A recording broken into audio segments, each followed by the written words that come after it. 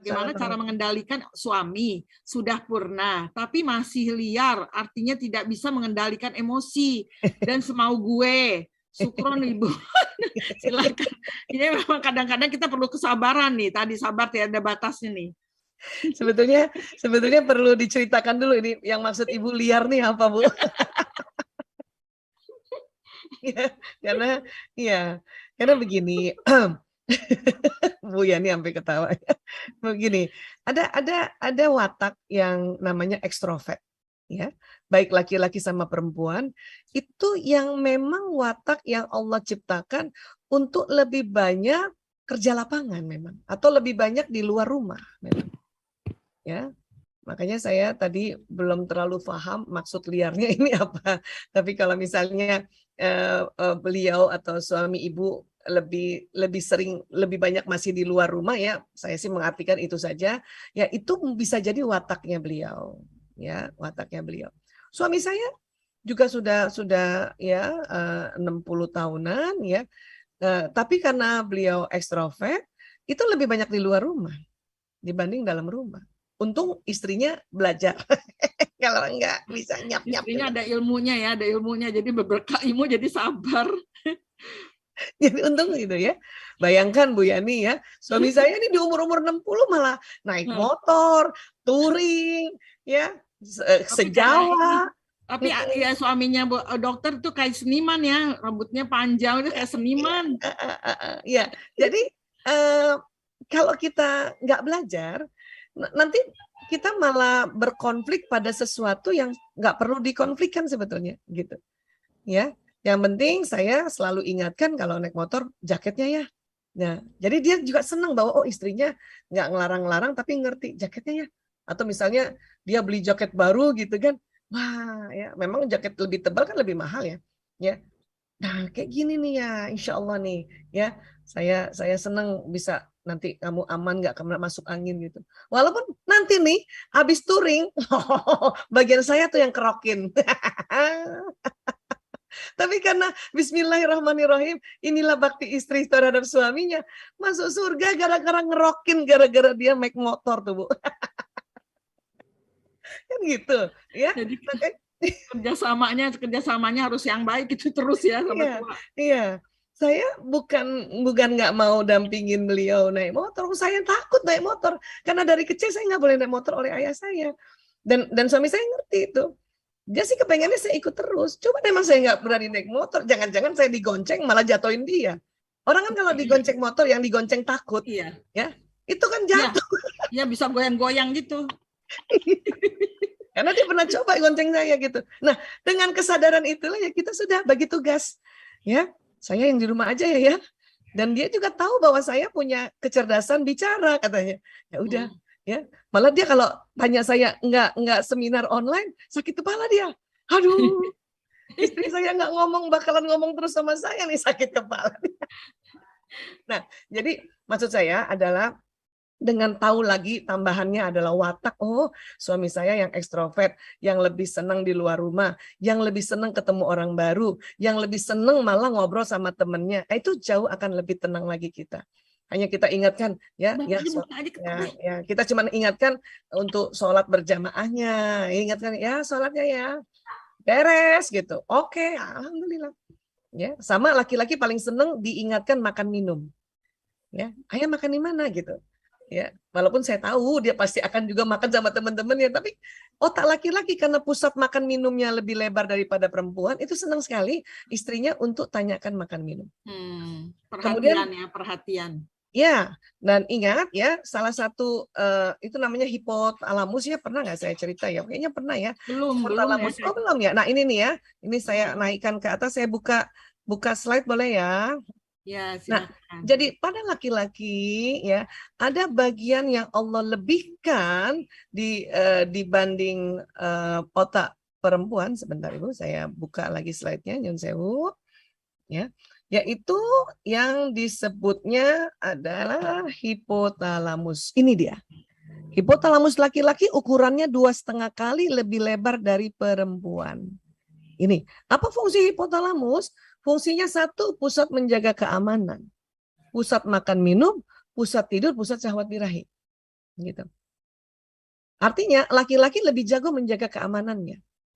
Makanya ar-rijalu qawwamuna 'alan nisa, laki-laki pelindung perempuan, laki-laki pemimpin bagi perempuan karena Allah memberikan sebagian dari mereka lebih besar dibanding perempuan, ya.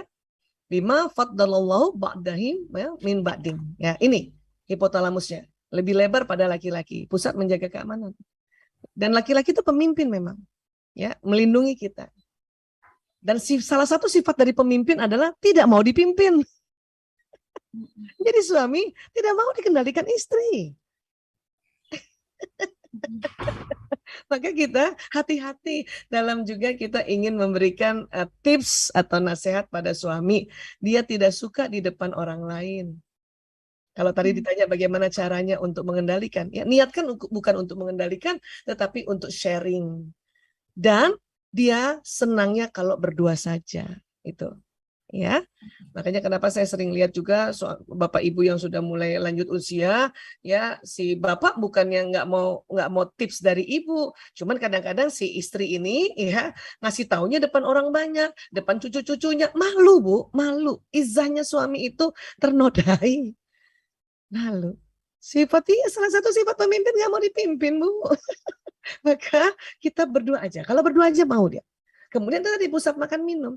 Perhatikan makan minumnya. Maka paling asik ngasih tips ke laki-laki, baik anak laki-laki, cucu laki-laki, maupun buat suami atau ayah kita yang laki-laki masih hidup, pas lagi makan. Dan berdua saja. Itu. Dan ini pusat tidur. Jangan heran suami akan lebih banyak tidurnya gitu. Sementara ibu-ibu merasa, saya yang udah kerja dari pagi sampai malam ngurusin rumah, ya.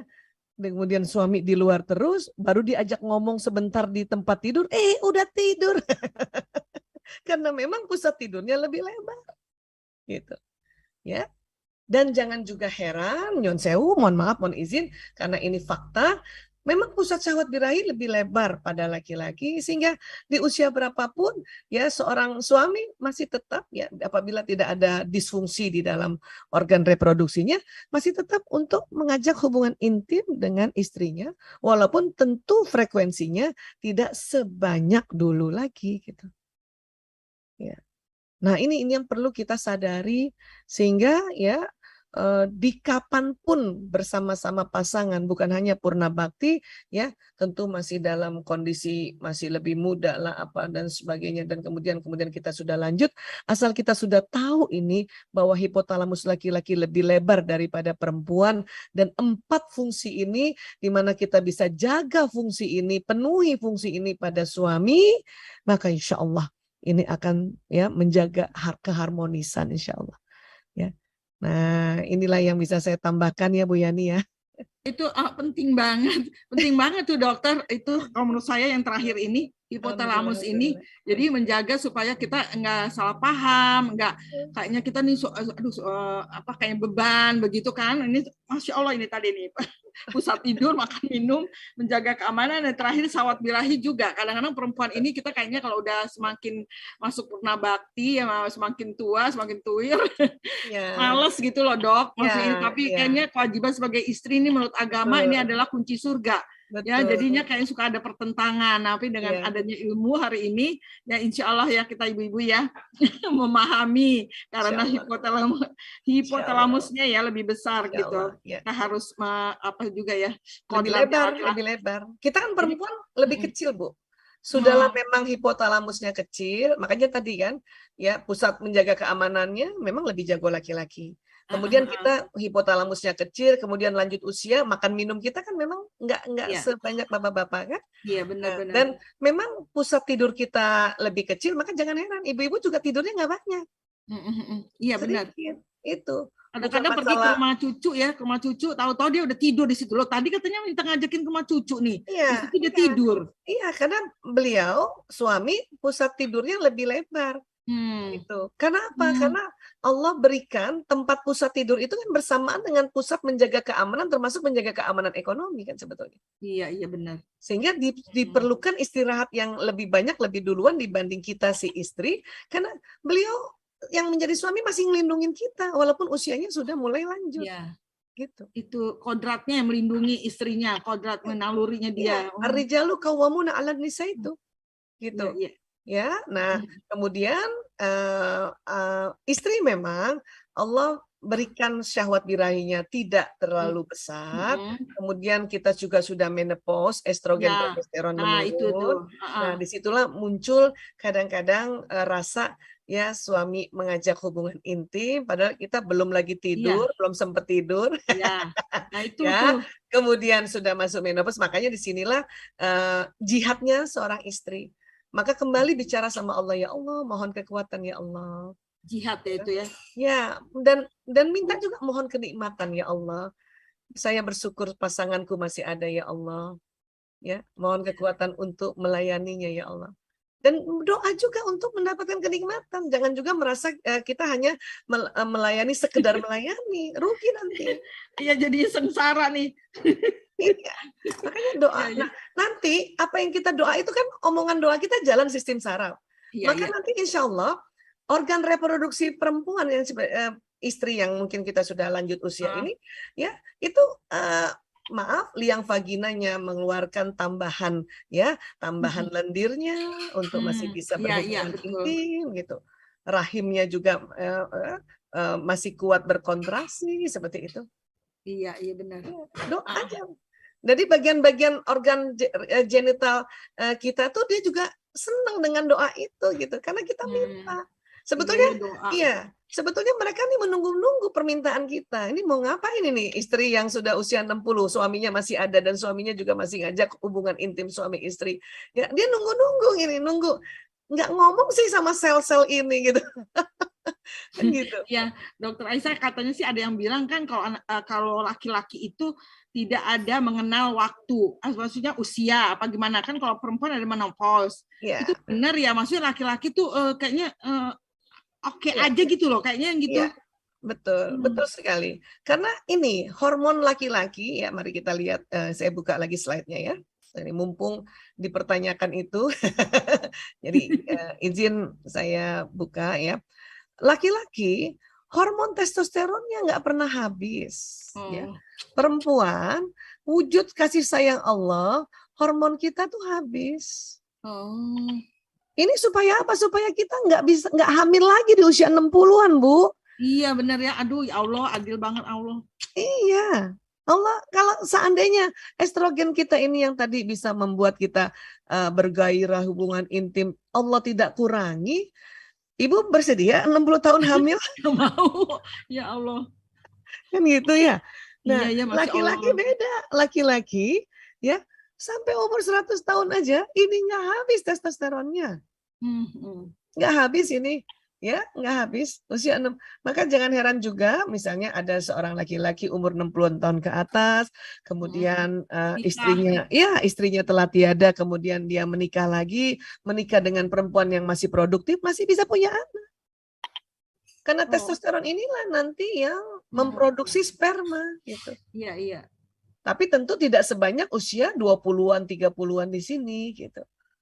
Nah, ditambah lagi tadi pusat syahwat birahinya lebih lebar dari perempuan. Iya. Nah, disinilah ada konsep, mohon maaf ini karena kita nggak bisa mentampik konsep yang Islam ajarkan. Disinilah ada dibolehkan poligami kan? Iya. Dimana seandainya istri pertama merasa sudah capek dan bahkan mungkin ada sakit di daerah reproduksinya, ada tumor ke CA, dia dengan ridho mengizinkan mengizinkan suaminya untuk ya beristri lagi ya. Dan kalau perlu istri pertama yang mencarikan kan gitu ya. Iya, Masya Allah. Iya. Ada tuh kayak gitu, ada kok. Ya, itulah makanya ya Islam ada konsep poligami karena Allah Ta'ala tahu, Allah yang ciptakan ini. Daripada dia berzina ya dokter ya. Betul, itu betul sekali.